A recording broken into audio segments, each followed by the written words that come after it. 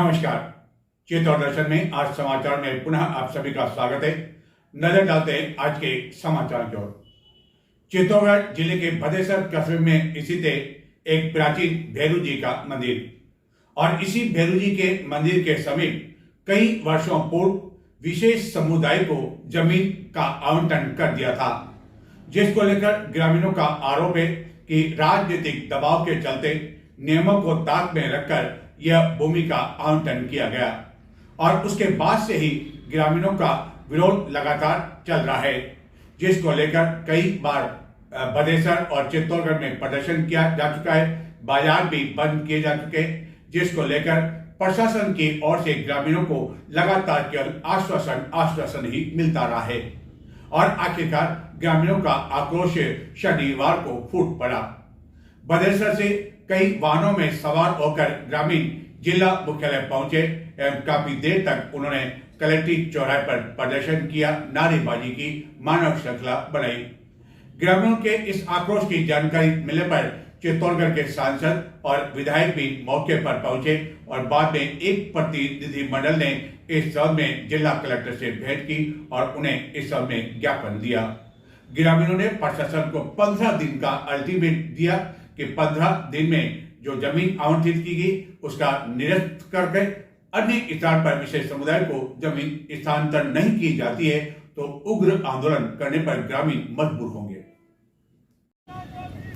चित्तौड़गढ़ जिले के भदेसर कस्बे में एक प्राचीन भैरूनाथ का मंदिर है और इस मंदिर के समीप विशेष समुदाय को लगभग 15 वर्ष पूर्व जमीन आवंटन को लेकर भदेसर से बड़ी संख्या में आए ग्रामीणों द्वारा शनिवार को कलेक्ट्रेट चौराहे पर नारेबाजी कर प्रदर्शन किया गया।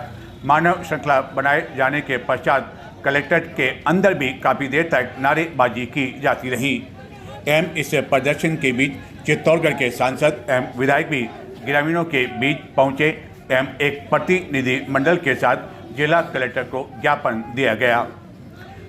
ज्ञापन में कहा गया कि चित्तौड़गढ़ जिले के भदेसर कस्बे में भैरूनाथ का एक अति प्राचीन मंदिर है, जहां प्रतिदिन कई लोग दर्शन करने के लिए आते हैं। ग्रामीणों का आरोप है कि राज्य सरकार द्वारा वर्ष 2010 में 9 बीघा से अधिक जमीन 3 अलग अलग भाग में आवंटित कर दी गई एवं उस समय राजस्व अभियान में भी राजनीतिक दबाव में आकर यह कदम उठाया गया। मंदिर में आने वाले श्रद्धालुओं की बढ़ती हुई संख्या को देखते हुए यात्रियों की सुविधा के लिए बजट आवंटित किए जाने के साथ ही नव मंदिर निर्माण का कार्य भी यहां प्रारंभ किया जा चुका है, लेकिन मंदिर के समीप विशेष समुदाय का एक स्थान होने की वजह से आए दिन शांति भंग होने की आशंका बनी रहती है, जिसको लेकर पूर्व में कई बार प्रदर्शन किए जाने के साथ ही बाजार बंद कर विरोध व्यक्त किया जा चुका है। प्रशासन द्वारा इसका कोई रास्ता निकाले जाने का केवल आश्वासन ही अब तक दिया जाता रहा और आखिरकार कई ग्रामीण इस आश्वासन से नाराज होकर जिला मुख्यालय पहुंचे। विभिन्न बसों में सवार होने के बाद वह शहीद स्मारक से एक रैली के रूप में कलेक्ट्रेट चौराहे पहुंचे, जहां की एक धरना दिया गया और इस धरने को अशोक रायका, सुरेश जैन, लाला नाथ, प्यारचंद सेन, मुकेश नाटा, पवन आचार्य, ख्यालीलाल खटीक, प्रकाश भट्ट, दिलीप सिंह, प्रकाश खटीक, हीरालाल रायका, नरेंद्र सिंह चुंडावत आदि ने संबोधित किया। और चित्तौड़गढ़ के सांसद एवं विधायक को जब जानकारी मिली कि बड़ी संख्या में ग्रामीण धरने के देने के लिए आए हुए हैं तो वे भी ग्रामीणों के बीच कलेक्ट्रेट पहुंचे एवं ग्रामीणों की पहले बात सुनी और उसके पश्चात एक प्रतिनिधि मंडल के साथ उन्होंने जिला कलेक्टर को ज्ञापन दिया और इसका कोई रास्ता निकालने के लिए कहा। इधर ग्रामीणों के अनुसार जिला प्रशासन को 15 दिन का अल्टीमेट दिया गया है। 15 दिन में कोई रास्ता यदि नहीं निकाला जाता है तो ग्रामीणों को मजबूर होकर उग्र आंदोलन करने पर मजबूर होना पड़ेगा। इस दौरान कई महिलाएं भी मौजूद थी जो कि इन ग्रामीणों के साथ यहाँ पहुंची। वो सब अपने को एकता का परिचय देना है और अपने को कहीं दबने की जरूरत नहीं है और राजस्थान सरकार से हम मांग करते हैं कि अपने बाद 4-5 दिन में इसका फैसला आना चाहिए। बोलो भदेसर भैरूनाथ की जय। यहाँ के जो पत्रकार महोदय उनको विशेष तौर पर कहना चाहता हूँ, वहाँ के जो समाज कट्टर है विशेष समाज के, उन्होंने वहाँ पर कैमरा लगा रखे गुप्त बड़े बड़े हाइड्रोलिक, वहाँ जो बड़े से दर्शन करने आती है लेडीज रात को रहती है, वो वहाँ टॉयलेट करने जाते हैं, उन्होंने सब कैमरों में किए थे और इनके मोबाइलों में रिकॉर्डिंग हुई। और आतंक है कब्रिस्तान में कोई रात को 12 बजे तो बैठ सकता है क्या? ये सुबह 8 बजे कब्रिस्तान में जाते हैं, रात को 12 बजे वापस आते हैं। अपन को जाता है कि शमशानों को आए दिन, और बाहर आतंक से परेशान होके हम सब ने कदम उठाए, तो ये तो अपना रहे थे, गाँव को कोई एतराज नहीं था, पर इन्होंने वहाँ आतंक सुबह 8 बजे से रात को 12 बजे तक गुप्त कैमरे लगा के वहाँ माताएं बहनें दर्शन करने आती है, वो वहाँ सोच करने जाती है, वो कैमरे में आती है और उनके कैमरा मोबाइल में डायरेक्ट किया गया। तो ये प्रशासन भी है और सब लोग हैं। ये हिंदू समाज जब तक चुप है तब तक ठीक है, वरना हाथ काटने का काम भी कर सकता है। जब ये केवल एक चेतावनी देने के लिए हम सब यहाँ पर आए हैं। मैं मुखिया जी से निवेदन करूंगा कि आप बता रहे एक बार, और बदेश्वर बेरू जी के जो हमारा भाग है उसके विषय में आप भी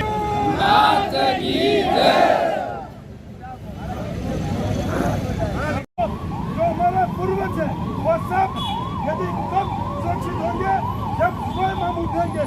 अभी हम स्वयं नहीं उठेंगे तो कोई बात हमारे लिए काम करने वाला नहीं होगा। हमारे धर्म को बचाना है तो हमें आगे आना होगा। हमें स्वयं को एक एक आदमी को अपने परिवार को साथ में लेकर ये बात समझा कर आगे लाना पड़ेगा। मैं इस मौके पर हमारे प्यार की बेटा मैं प्यार की बेटा से निवेदन करता हूँ कि आप भी हमें संबोधित करें। चित्तौड़गढ़ के सांसद सीपी जोशी एवं विधायक चंद्रभान सिंह आकिया ने ग्रामीणों को आश्वस्त किया कि शीघ्र ही इस बारे में कोई रास्ता निकालने का प्रयास जिला प्रशासन के साथ मिलकर किया जाएगा, लेकिन ग्रामीण इससे संतुष्ट नहीं हुए एवं समय सीमा निर्धारित किए जाने की मांग करने लगे, जिनका कहना था कि पहले भी प्रशासन उन्हें कई बार इस तरह का आश्वासन दे चुका है कि जो जमीन आवंटित की गई है उसे निरस्त कर दिया जाएगा, लेकिन अब तक किसी तरह की कोई कार्रवाई नहीं की गई और आखिरकार ग्रामीणों के सामने जनप्रतिनिधियों को झुकना पड़ा और ठोस आश्वासन एवं इसका कोई समाधान निकालने की दिशा में वह ग्रामीणों के साथ जिला कलेक्टर से मुलाकात करने के लिए गए।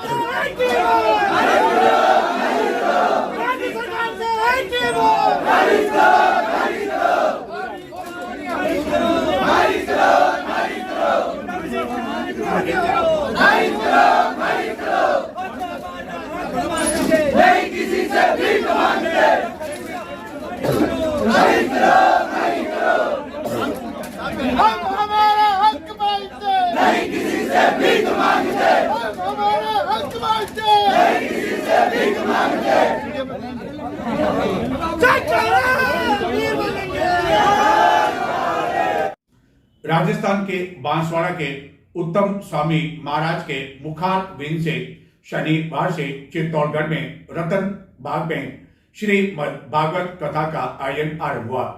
इस कथा से पहले चित्तौड़गढ़ के मुख्य मार्गों से शोभा यात्रा एवं कलश यात्रा निकल गई, जिसमें बड़ी संख्या में महिलाओं के साथ ही प्रभात फेरियां शामिल हुई। बीच मार्ग में महिलाएं एवं प्रभात फेरी में शामिल लोग नाचते झूमते हुए चल रहे थे।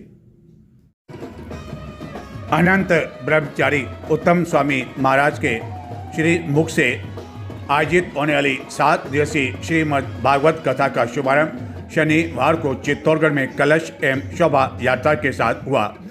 सनातन गौरव समिति के सानिध्य में प्रारंभ इस कथा से पूर्व छबीला हनुमान मंदिर से कलश एवं शोभा यात्रा आरंभ हुई, लेकिन निर्धारित समय पर उत्तम स्वामी महाराज के नहीं पहुंचने से शोभा यात्रा काफ़ी देर तक नेहरू बाजार में रुकी रही, जिसके पश्चात उनके आने पर वह बग्गी में सवार हुए।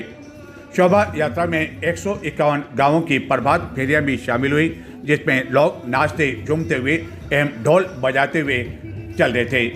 प्रभात फेरी में शामिल कई लोगों ने अपने हाथों में केसरिया ध्वज एवं पताकाएं के साथ ही विभिन्न वाद्य यंत्र ले रखे थे और अपनी मस्ती में वह इसको बजाते हुए चल रहे थे। शोभा यात्रा में विचित्र वेशभूषा धारण किए हुए कुछ लोग आकर्षण का केंद्र बने रहे।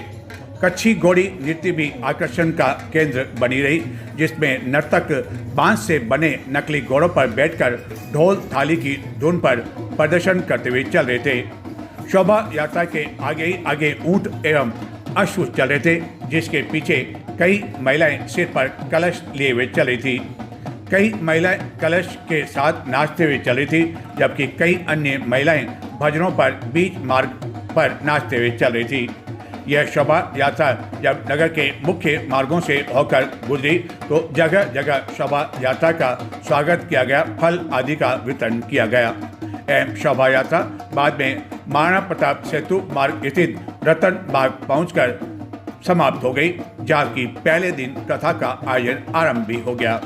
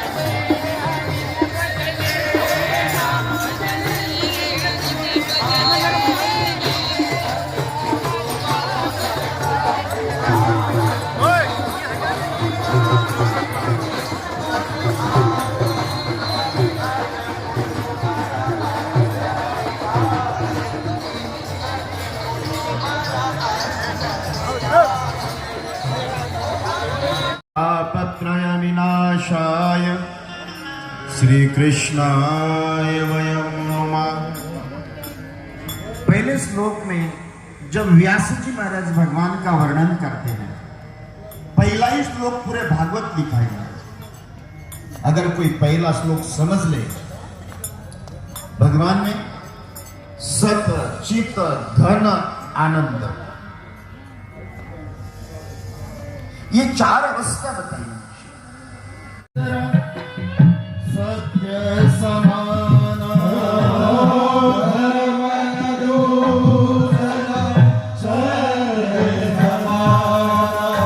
भगवान कहा कि जगत में मंदिर में जाना धर्म नहीं है, किसी तीर्थ यात्राओं में जाना धर्म नहीं है, रोज माला करना धर्म नहीं है। जीवन में धर्म उसको कहा गया है महाराज जिसने अपने हृदय में सत्य को प्रतिष्ठित किया। इससे बड़ा इस जगत में कोई धर्म भी नहीं बताया। इसलिए क्या कहते हैं,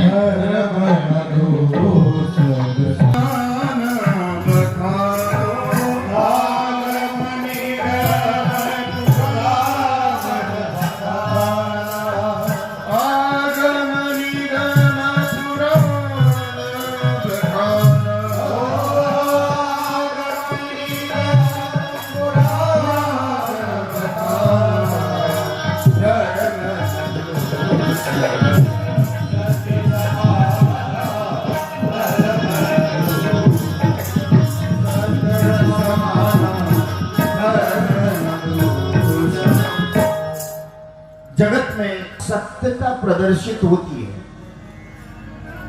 मां मीरा, हरेक कर्म में सत्यता। मेरे महाराणा, उनके हरेक पीठ के ऊपर प्रहार नहीं, आमना सामना। दुष्टों ने कई बार प्रहार किया, लेकिन सिद्धांत महाराणा के यही ईश्वर की कृपा साधना है।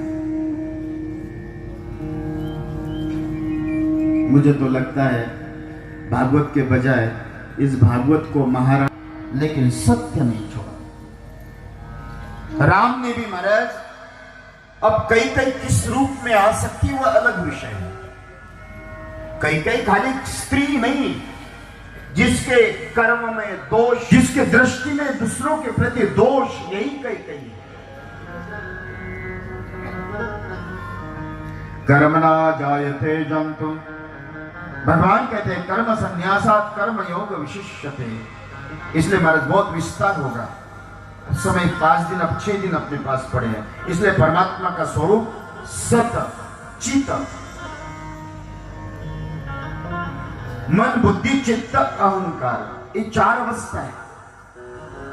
रस रूप गंध स्पर्श, कर्मेंद्रिय ज्ञानेंद्रिय, इसमें सबसे श्रेष्ठ परमात्मा ने अगर आपसे कुछ मांगा है तो उन्होंने कहा कि चित्त वृत्ति से निरोधा। चित्त की एक बड़ी अच्छी अवस्था है। आपने संसार को चित्त में बसाने के कारण निद्रा, जागृत, स्वप्न, सुषुप्ति, हर एक अवस्था में आपको वही दिखता है। लेकिन जिसने महाराज अपने आश्रय परमात्मा को बसा लिया, मेरे मीरा ने ना राम को कृष्ण को बसाया था, तो जागृति, स्वप्न, सुषुप्ति, कृष्ण कृष्ण। जन चेतना मंच चित्तौड़गढ़ की ओर से शनिवार सायं चित्तौड़गढ़ के एक गार्डन में एक व्याख्यान माला का आयोजन किया गया, जिसका विषय था सुरक्षित भारत। और इस विषय पर सर्वोच्च न्यायालय के प्रमुख अधिवक्ता के साथ ही प्रमुख चिंतक अश्विनी उपाध्याय ने अपने विचार व्यक्त किए। इस दौरान उन्होंने मौजूदा जो कानून है उसे लचर बताते हुए इस पर कड़ा प्रहार किया एवं इसके साथ ही उन्होंने भ्रष्टाचार एवं बढ़ती जनसंख्या पर भी करारी चोट करते हुए कहा कि देश में यदि भ्रष्टाचार समाप्त हो जाए तो काफी कुछ समस्याएं स्वतः ही समाप्त हो जाएगी। उन्होंने एक चौंकाने वाली जानकारी दी कि देश में प्रतिदिन 90,000 बच्चे लगभग जन्म लेते हैं और इसी तरह यदि आबादी देश की बढ़ती रही तो 25 वर्षों बाद इस देश का क्या होगा कहा नहीं जा सकता है। इस दौरान बड़ी संख्या में लोग मौजूद थे। कानून कठोर नहीं होगा तब तक समस्या का समाधान नहीं होगा। बोले भारत माता की। भारत में और भी अकाल मौत होती है। भारत में साल में 1 करोड़ लोग मरते हैं।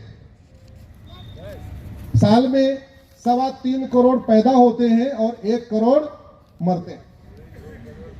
इस 1 करोड़ में से 25 लाख अकाल मौत मरते हैं, समय से पहले मरते हैं, और सीधे सीधे मरते भी नहीं।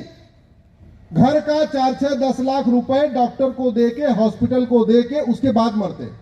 10 बीमारियों से साल में 2 लाख लोग मर जाते हैं।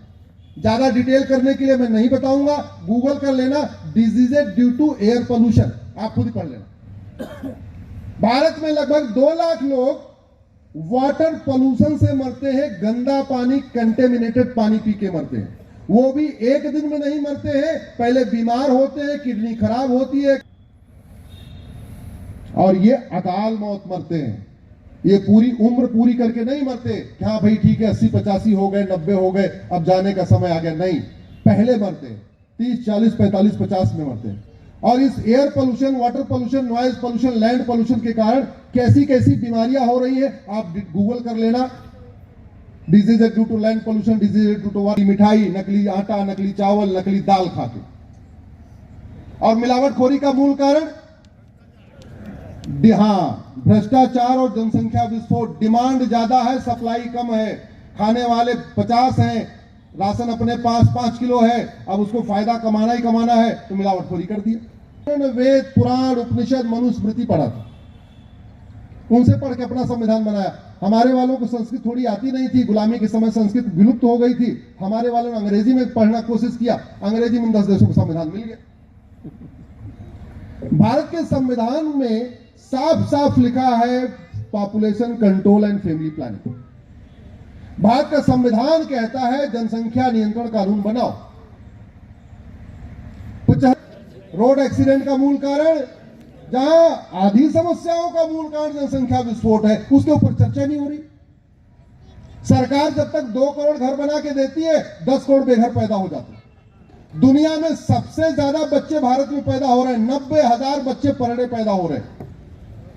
40 जिलों में ग्राउंड वाटर जीरो हो चुका है। भारत में 800 जिले हैं, 800 जिलों में से 40 जिलों का ग्राउंड वाटर जीरो है। वो अगल बगल के जिलों से पानी मंगा के पी रहे।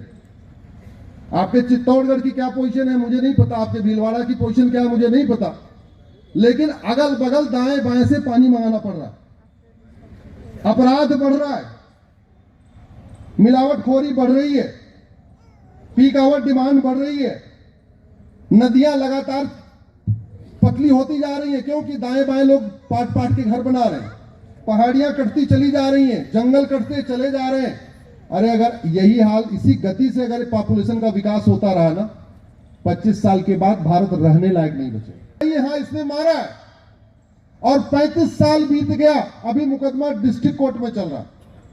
अगर आज सजा हो जाए तो हाई कोर्ट में अपील होगी, हाई कोर्ट से फिर सजा हो जाए, फिर सुप्रीम कोर्ट में अपील होगी, और जब तक सुप्रीम कोर्ट का फैसला आएगा तब तक वो खुद ही प्यारा हो जाएगा। भी नहीं हो रहा, 1 दशक में भी नहीं हो रहा, साल तो छोड़ो। कौन आवाज उठाएगा? जोर से बोलो जरा, आपको उठाना पड़ेगा। अच्छा, कितने स्वार्थी हैं जो तारीख पे तारीख चक्कर लगा रहे हैं, वो तो चाहते हैं जल्दी से मुकदमा खत्म हो जाए, लेकिन वो जुडिशियल रिफॉर्म नहीं चाहते। भारत में 5 करोड़ केसेस के कारण 5 करोड़ परिवार टेंशन में है। एक परिवार में 6 आदमी मान के चलिए, पति पत्नी, माता पिता और 2 बच्चे, यानी 30 करोड़ लोग इस सड़ी हुई न्यायिक व्यवस्था कारण टेंशन में। इस सड़ी हुई न्यायिक व्यवस्था कारण लोग आत्महत्या कर रहे हैं। साल में 2 लाख के आसपास आत्महत्या इस सड़ी हुई जुडिशियल सिस्टम के कारण हो रहा। लोग भी कहता है शेड्यूल 7 लिस्ट 3 इंटी नंबर 28। अब भ्रष्टाचार कैसे खत्म होगा इसको आप सोचो। कल मैं छोटे से ग्रुप में बैठा था, किसी सज्जन ने आवाज उठाई कि जी लोकपाल बन गया, लोकायुक्ता आ गया, भ्रष्टाचार तो कम ही नहीं हो रहा। चौरड़िया जी, आपके घर पे किसी ने बोला था, शायद बैठे भी होंगे कहीं पे, डॉक्टर बदलने से बीमारी ठीक नहीं होती,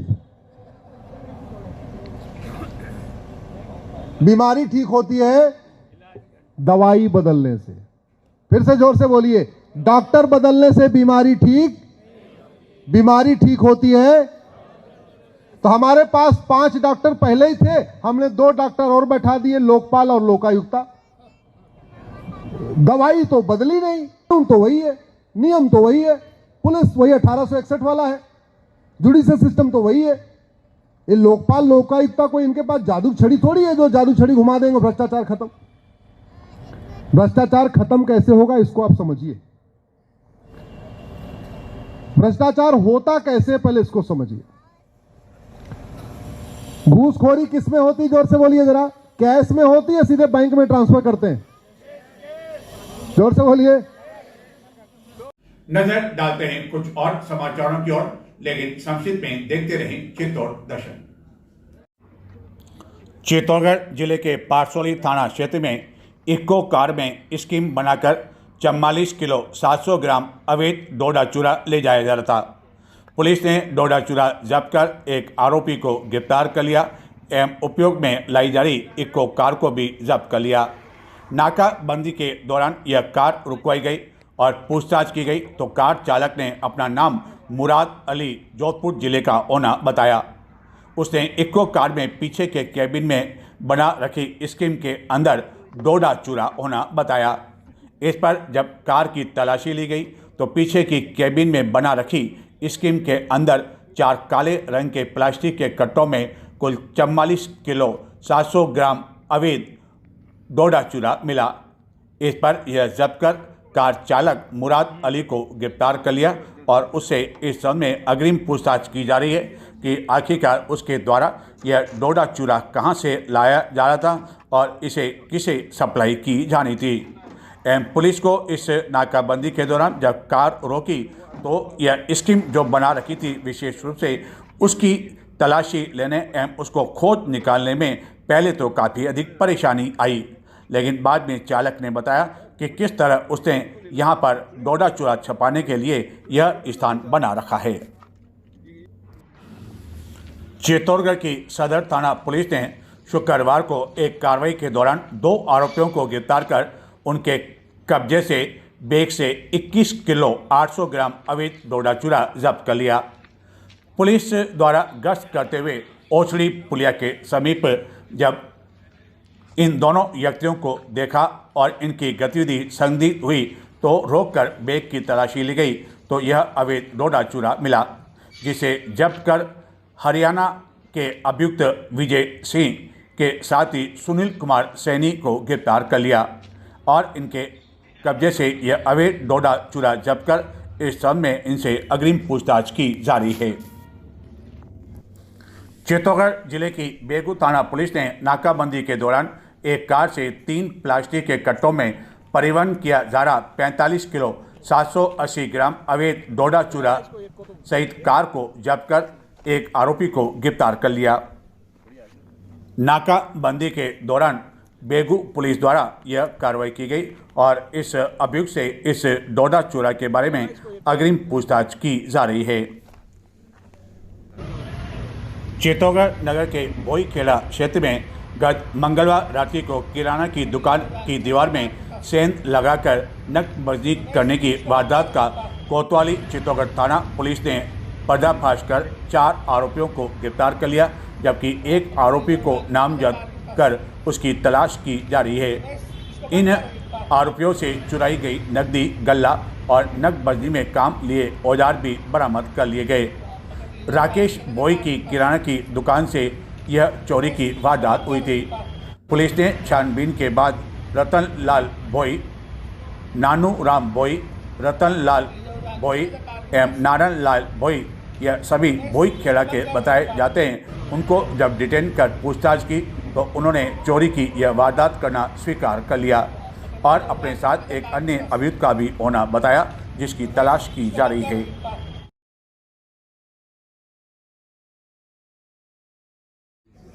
केंद्रीय नारकोटिक्स ब्यूरो की विभिन्न टीमों द्वारा गत दिनों चित्तौड़गढ़ के समीप सूरजना गांव के बाहर अवैध रूप से चल रही एमडी प्रयोगशाला का भंडाफोड़ किया था और टीम द्वारा अब इस मामले में अग्रिम कार्रवाई करते हुए चित्तौड़गढ़ के समीप स्थित मानपुरा में निवास करने वाले एक फोटोग्राफर सत्यनारायण कुमार के घर पर भी दबिश दी गई एवं यहाँ से कुछ दस्तावेज जब्त करने के साथ ही यहाँ पर लगे सीसीटीवी कैमरे से संबंधित कुछ उपकरण भी जब्त कर लिए, जिसकी छानबीन की जा रही है और यह पता लगाया जा रहा है कि इस पूरे मामले में जो मुख्य आरोपी फरार चल रहा है उसका इस सत्यनारायण कुमार से किस तरह का संबंध था और क्या लेन देन का कोई मामला भी इस घर से जुड़ा हुआ है या नहीं।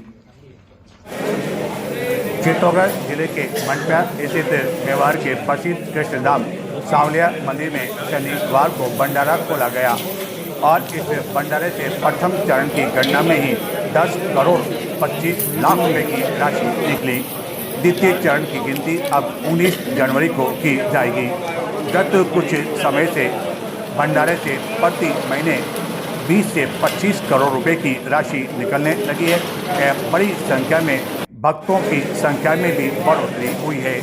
हालांकि उनको यहाँ मिलने वाली सुविधाओं में अभी भी कई तरह की कमी है, जिसको पूरा करने के लिए कई बार भक्तों द्वारा मांग की जाती रही है और इस संबंध में गत दिनों कई भक्तों द्वारा मुख्यमंत्री को भी पत्र लिखा गया और यहाँ कुछ यात्री अव्यवस्थाएं दूर करने विशेष तौर पर जो निजी सुरक्षा कर्मी हैं उनका रवैये में सुधार किए जाने की मांग करते हुए एक ज्ञापन भी भिजवाया गया। तो ये थे आज के समाचार। नमस्कार।